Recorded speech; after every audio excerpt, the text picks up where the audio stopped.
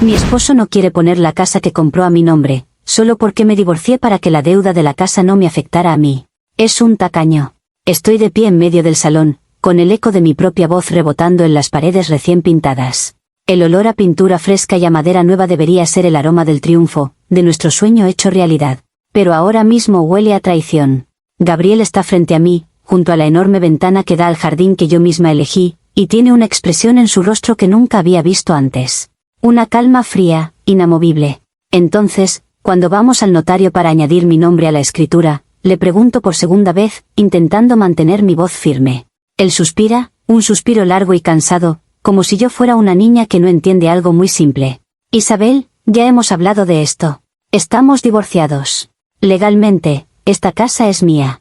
Las palabras me golpean como si fueran físicas. Divorciados. Lo dice como si fuera un muro de hormigón entre nosotros, y no la herramienta inteligente que usamos para llegar hasta aquí. Pero Gaby, era parte del plan, le digo, sintiendo como el pánico empieza a subir por mi garganta. Nuestro plan. Nos divorciamos en papel para que mi historial de crédito no nos arruinara la hipoteca. Para que pudiéramos comprar esta casa. Nuestra casa. Él no se inmuta. El plan era que yo asumiera todo el riesgo financiero, Isabel. Y lo he hecho. La deuda es mía. La casa es mía. Así es como funciona.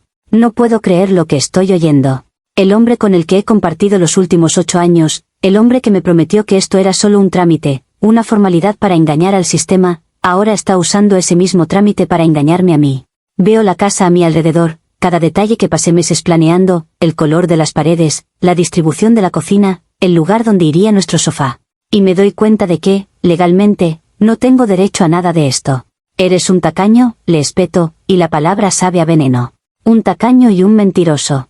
Me hiciste pasar por un divorcio, por la humillación de tener que explicárselo a mi familia, todo por este sueño. Y ahora que lo tienes, quieres quedártelo todo para ti. Él simplemente niega con la cabeza. No entiendes de lo que me estás acusando. Oh, creo que entiendo perfectamente. Entiendo que aprovechas cualquier excusa para no compartir.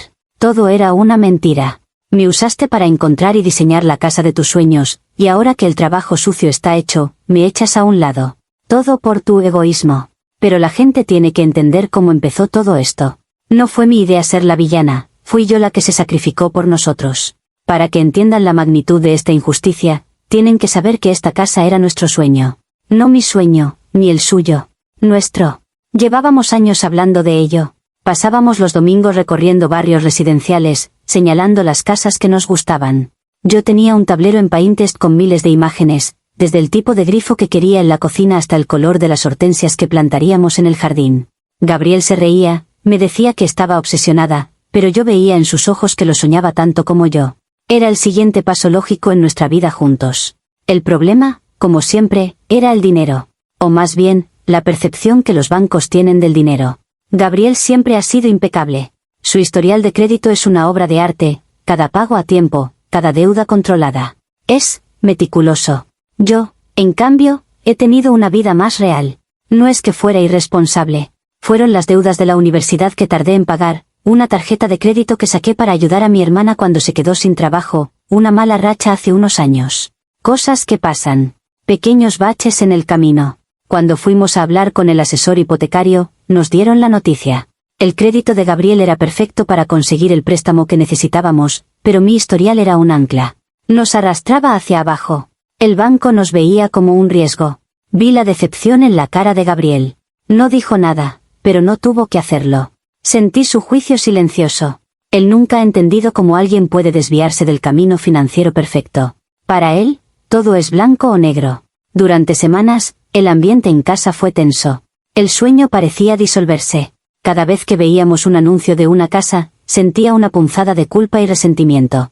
Era mi culpa que no pudiéramos avanzar, pero también era culpa suya por ser tan rígido, tan incapaz de ver los grises de la vida. A veces me preguntaba si él me veía a mí de la misma manera que el banco, como un riesgo. Me sentía atrapada, como la única responsable de nuestro fracaso. La casa de nuestros sueños se estaba convirtiendo en un imposible, y yo era el obstáculo. Fue entonces cuando, investigando en foros de internet hasta altas horas de la noche, encontré la solución. Una solución brillante, audaz. Un pequeño sacrificio en papel por un beneficio enorme en la vida real. Una forma de darle al sistema exactamente lo que quería oír, para conseguir lo que nosotros queríamos. Y estaba dispuesta a hacerlo. Por nosotros. La idea era simple, en mi opinión, genial. Si yo era el problema, la solución era eliminarme de la ecuación. Al menos, en papel. La palabra, divorcio, apareció en un foro de planificación financiera, en un hilo sobre estrategias de crédito poco convencionales. Al principio, la descarté. Sonaba drástica, aterradora. Pero cuanto más pensaba en ello, más sentido tenía.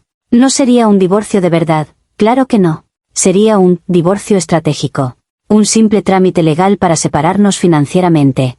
Nos divorciaríamos de mutuo acuerdo, sin disputas, sin repartir bienes, porque nuestro único bien importante, la futura casa, aún no existía. Una vez divorciados, Gabriel, con su crédito inmaculado, solicitaría la hipoteca como un hombre soltero. El banco no tendría motivos para rechazarlo. Compraría la casa y, una vez que todo estuviera firmado y en orden, volveríamos a casarnos en una ceremonia sencilla. O simplemente iríamos al notario y él añadiría mi nombre a la escritura. Seríamos copropietarios, socios en nuestro sueño, como siempre debió ser. Cuando se lo propuse a Gabriel una noche, su reacción inicial fue de absoluto rechazo. Isabel, estás loca, me dijo. Es la idea más descabellada que he oído. Pero yo había preparado mis argumentos. Le mostré los números, los cálculos. Le expliqué que era solo un truco legal, una formalidad. Una forma de jugar con las propias reglas del sistema. Le dije, Gaby, piensa en ello. Es el único camino. O hacemos esto, o nos olvidamos de la casa para siempre. Lo enmarqué como un sacrificio, mi sacrificio. Yo estaba dispuesta a pasar por el papeleo, la incomodidad de decirle a la gente que nos estábamos separando.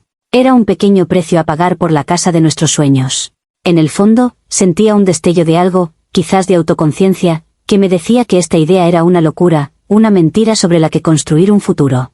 Pero lo aplasté con lógica. Era un movimiento inteligente, nos estábamos adelantando al sistema. Le costó, pero poco a poco, lo convencí.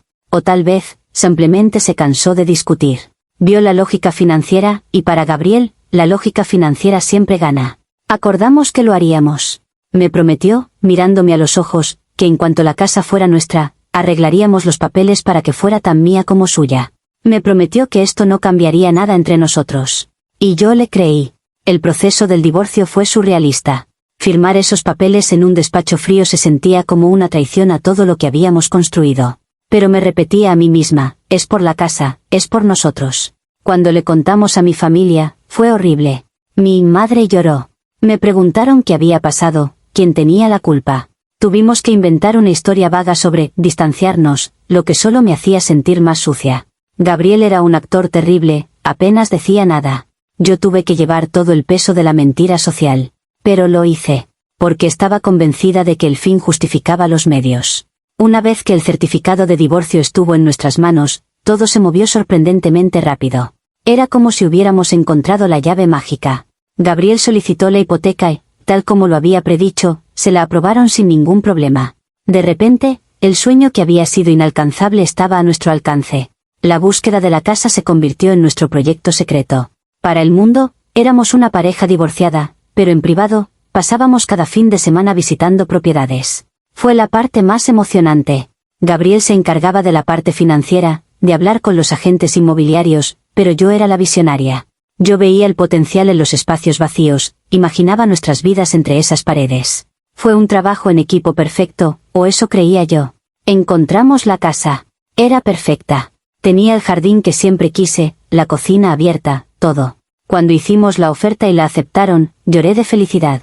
Nos abrazamos en el coche, y por un momento, todo el estrés del divorcio falso pareció desvanecerse. Lo hemos conseguido, Gaby, le dije. A pesar de todo. Él sonrió, pero era una sonrisa extraña, contenida. Pensé que solo estaba estresado por el proceso. Durante los meses del cierre de la compra, yo me volqué en el diseño.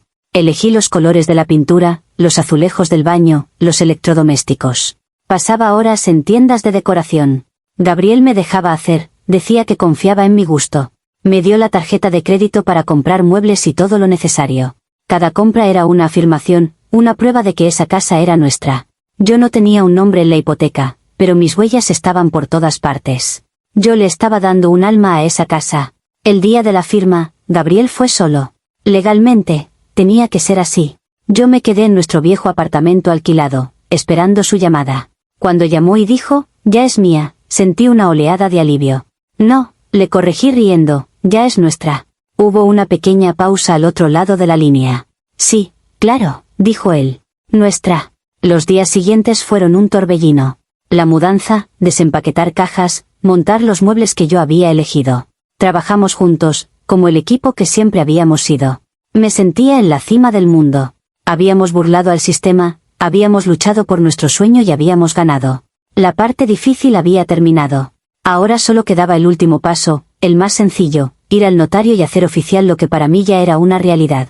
Que esa casa era tan mía como suya. Fue entonces, una tarde, mientras yo decidía dónde colgar nuestro cuadro favorito, cuando le mencioné casualmente que deberíamos pedir cita en el notario. Y fue entonces cuando su rostro cambió, cuando la sonrisa contenida se convirtió en esa máscara fría e impenetrable. Fue entonces cuando me dijo que no lo haría. Y todo el castillo de naipes que habíamos construido con tanto cuidado se vino abajo. El plan no era nuestro. Siempre había sido el suyo. Y así volvemos al salón de mi supuesta casa de ensueño, con el eco de sus palabras resonando en el aire. La casa es mía. Estamos divorciados.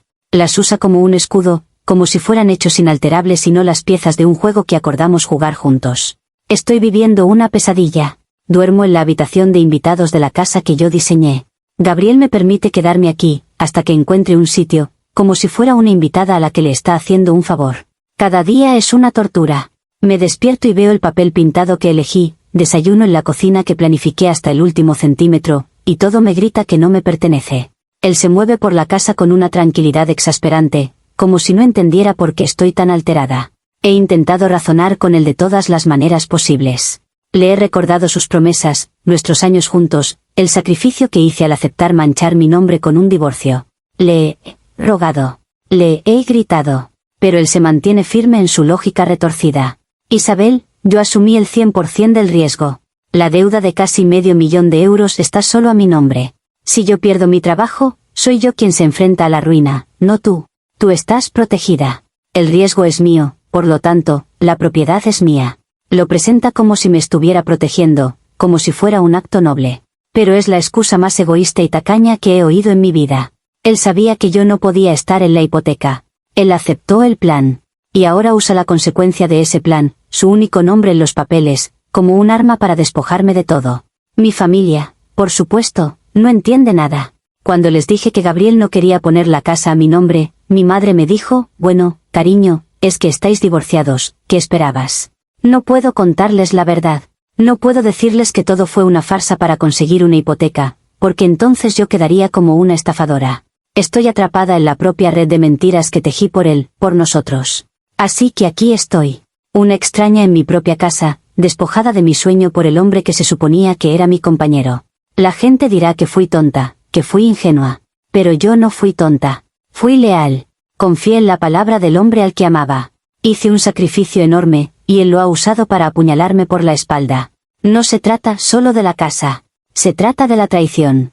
Se trata de su avaricia, de su incapacidad para compartir, de su necesidad de tener todo el control. Él nunca quiso una socia. Él quería una diseñadora de interiores gratuita. Y ahora que mi trabajo ha terminado, ya no me necesita. Comentarios populares de Reddit. Usuario anónimo 1. Permíteme ver si lo entiendo. Cometiste fraude bancario, te divorciaste de tu marido para engañar al sistema, y ahora estás sorprendida de que el hombre que aceptó cometer fraude contigo no sea el pináculo de la honestidad y te haya dejado fuera. ¿De verdad no viste venir esto? Usuario anónimo 2. Te refieres a él como tacaño, pero la situación es que él asumió una deuda masiva a su nombre mientras tú te libraste de toda responsabilidad financiera. Y ahora quieres el 50% de la recompensa sin tener el 0% del riesgo. Eso no es ser tacaño por su parte, es ser increíblemente astuto por la tuya. Riesgo. ¿De qué riesgo hablan? Llevamos 8 años juntos. Mi contribución a esta relación no se mide en un historial de crédito. Yo construí nuestro hogar, apoyé su carrera, y ahora, diseñé esta casa desde los cimientos. Mi sudor y mis lágrimas están en estas paredes.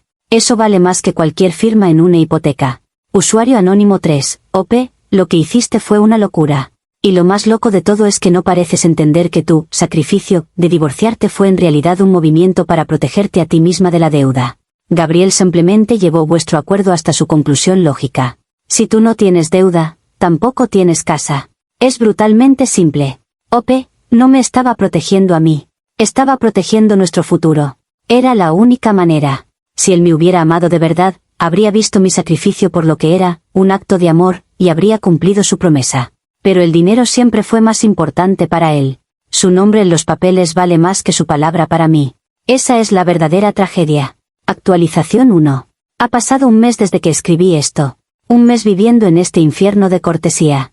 Gabriel sigue tratándome como a una compañera de piso a la que le tiene lástima. Me permite usar la cocina y las zonas comunes. La situación se ha vuelto insostenible. Leí todos los comentarios, los que me llamaban estafadora, los que decían que me lo merecía.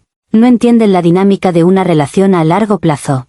No se trata de un contrato, se trata de confianza. Una confianza que él rompió. Decidí que no podía seguir así que busqué asesoramiento legal. Fui a ver a una abogada especializada en derecho familiar. Le conté toda la historia, desde el principio. El plan del divorcio, las promesas de Gabriel, mi trabajo en el diseño de la casa, todo. Esperaba que me diera un arsenal de opciones, que encontrara alguna laguna legal. Su respuesta fue como un jarro de agua fría. Fue amable, pero directa. Isabel, me dijo, legalmente, tienes muy pocas opciones. Estáis divorciados. La casa se compró después del divorcio. Su nombre es el único en la escritura y en la hipoteca. Podríamos intentar argumentar un enriquecimiento injusto, demostrar que tus contribuciones no monetarias, el diseño, la elección de muebles, aumentaron el valor de la propiedad, pero es una batalla larga, cara y muy difícil de ganar. Y entonces me preguntó algo que me dejó helada. ¿Tienes pruebas de este acuerdo? Correos electrónicos, mensajes de texto, algo escrito donde él prometa añadir tu nombre a la escritura. Mi corazón se hundió. No tenía nada. Todo fueron conversaciones, promesas hechas en la intimidad de nuestro antiguo apartamento. Confiaba en él. ¿Por qué iba a necesitar pruebas escritas del hombre con el que había compartido mi vida? La abogada suspiró. Sin pruebas, es tu palabra contra la suya. Y él tiene un documento legal firmado por un juez que dice que sois dos individuos separados. Salí de ese despacho sintiéndome completamente estúpida. No por haber ideado el plan, sino por haber sido tan ingenua como para creer en su palabra. Él, el hombre meticuloso que guardaba cada recibo, sabía exactamente lo que estaba haciendo. Sabía que sin pruebas, sus promesas no valían nada. Esa noche, confronté a Gabriel con lo que me había dicho la abogada. Le pregunté directamente si alguna vez tuvo la intención de cumplir su promesa. Él ni siquiera se inmutó. Su respuesta fue calmada y metódica. Isabel, cuando vi todo el proceso, la enorme deuda a mi nombre, me di cuenta de que el acuerdo original era injusto. Injusto para mí. Asumí todo el riesgo, y la propiedad debe reflejar ese riesgo. Es lo más lógico. Lógico. Esa es su palabra para todo. Usó la lógica para destruir nuestro futuro. Ahora veo el patrón. Su meticulosidad no es una virtud, es un arma. Su aversión al riesgo no es prudencia, es egoísmo. Me ha dejado sin casa, sin matrimonio y sin opciones. Y lo peor de todo es que se ha convencido a sí mismo de que está siendo justo. No es un villano en su propia historia. Es el hombre sensato que tomó una decisión de negocios inteligente. Y yo soy el pasivo tóxico del que finalmente se ha deshecho. Comentarios populares de Reddit. Usuario anónimo 1. La abogada te dijo la verdad. Y tu ex también. Él no cambió de opinión de repente, simplemente evaluó la situación como el planificador meticuloso que siempre fue y actuó en su propio interés. Exactamente igual que hiciste tú cuando te divorciaste para evitar la deuda.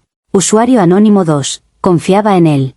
Confiabas en que el tipo que conspiró contigo para cometer fraude hipotecario cumpliría un acuerdo verbal sin testigos. La ironía es dolorosa. Ambos son sombríos, pero él fue más inteligente en el juego que ambos decidieron jugar. OP, no era un juego. Era mi vida. Era nuestro futuro. Ustedes lo reducen todo a una transacción porque es más fácil que admitir la crueldad emocional de lo que hizo. Él no fue más inteligente, fue más despiadado. Se aprovechó de mi confianza, la confianza que se construye durante años en una relación.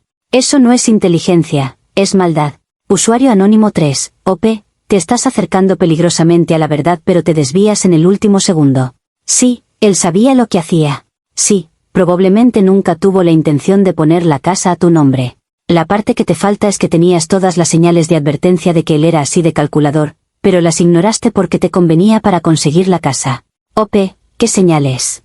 ¿Qué era bueno con el dinero? ¿Qué era responsable? Esas se suponen que son cosas buenas. Nunca pensé que usaría esas mismas virtudes para despojarme de todo. Nadie piensa que la persona que duerme a tu lado es capaz de algo así. Es fácil para ustedes ser cínicos y decir, te lo dije, desde la barrera. Actualización final. El final llegó de forma silenciosa, sin gritos ni portazos. Hace 2 semanas, Gabriel dejó una carta sobre la encimera de la cocina, junto a un cheque. La carta era corta, casi un memorándum. Decía que había encontrado un apartamento para mí, no muy lejos, y que había pagado el primer mes de alquiler y la fianza. El cheque era por una cantidad que, según él, cubría, razonablemente, el coste de los muebles y objetos que yo había comprado para la casa. Me daba 30 días para mudarme. Fue el acto final de caridad humillante. No me echaba a la calle, no. Me ayudaba a establecerme en mi nueva vida de soltera. Era su forma de lavar su conciencia, de cerrar el capítulo de forma limpia y eficiente, como siempre. El cheque se sentía como una indemnización, un pago final por mis servicios de diseño. No luché. No tenía fuerzas. La visita a la abogada me había quitado cualquier esperanza que me quedara. Empaqueté mis cosas en silencio durante las siguientes semanas. Fue un proceso surrealista, sacar mis pertenencias de la casa que sentía como mía. Cada caja que cerraba era como sellar una parte de mi vida. El evento catalizador ocurrió el último día, mientras metía la última caja en mi coche. Gabriel salió de la casa. Pensé que venía a despedirse, a decir algo, cualquier cosa. Pero pasó de largo y se dirigió al jardín del frente, donde había una pequeña zona de tierra vacía. Llevaba unos guantes de jardinería y una planta en una maceta. Eran hortensias. De color azul, exactamente las que yo había puesto en mi tablero de Pinterest hacía años. Me quedé allí, de pie, junto a mi coche lleno de cajas, y lo observé. Cavó un hoyo con cuidado, colocó la planta y empezó a cubrir las raíces con tierra. Lo hacía con la misma meticulosidad con la que manejaba sus finanzas. Estaba construyendo el sueño. Nuestro sueño. Pero lo estaba construyendo solo. Y en ese momento, lo entendí. Él no me odia. Probablemente nunca me quiso de la manera que yo pensaba. Simplemente, no me necesitaba. Yo era un medio para un fin. Fui útil para soñar, para planificar, para diseñar. Fui una solución temporal a un problema de crédito. Pero una vez que el problema se solucionó y el sueño se materializó, mi función terminó. Él puede plantar las hortensias solo. Me subí al coche y me fui. No miré atrás. Ahora vivo en este apartamento pequeño y anónimo. No es una casa, es solo un sitio donde dormir. A veces, por la noche, me pregunto si Gabriel piensa en mí. Y la respuesta dolorosa es que probablemente no. Está demasiado ocupado viviendo en la casa perfecta que yo construí para él. La gente dirá que aprendí una lección. Pero la única lección que aprendí es que no se puede confiar en nadie, y que el amor es solo una ilusión que se disuelve frente a la fría y dura lógica del dinero. Él se quedó con la casa, y a mí me dejó con la cuenta. Al final, el tacaño siempre gana. Comentarios populares de Reddit. Usuario anónimo 1. El plantando las hortensias es la metáfora perfecta. Él siguió adelante con el plan original, el de tener la casa, pero sin ti. Porque tú misma te eliminaste del plan con el divorcio. Sigue sin entender que fuiste tú quien le dio el poder para hacer esto. Usuario anónimo 2. Te pagó el primer mes de alquiler y una fianza, y te dio dinero por los muebles. Después de que intentaras cometer fraude a su costa, porque seamos sinceros, querías el activo sin la deuda, eso es increíblemente generoso. Sigues pintándolo como un monstruo cuando sus acciones, aunque frías, han sido bastante razonables. Usuario anónimo 3. OP, tu tragedia no es que él sea un tacaño. Tu tragedia es que sigues culpándolo de las consecuencias directas de tu plan. Cada paso que él dio fue una reacción lógica a la situación que tú creaste. Hasta que no aceptes eso, seguirás siendo una víctima en tu propia historia, atrapada en este apartamento anónimo para siempre. OP, razonables. Generoso. Las palabras que usan son increíbles. Me despojó de un futuro, de un sueño de una década, y lo llaman razonable. Me dio unas migajas para que me fuera en silencio y lo llaman generoso. No hay nada que hacer, ustedes siempre defenderán al que tiene el dinero y el poder. Siempre verán la lógica y nunca el corazón roto. Disfruten de su mundo de contratos y lógica. Yo viviré en el mundo real, donde las promesas rotas duelen más que cualquier deuda.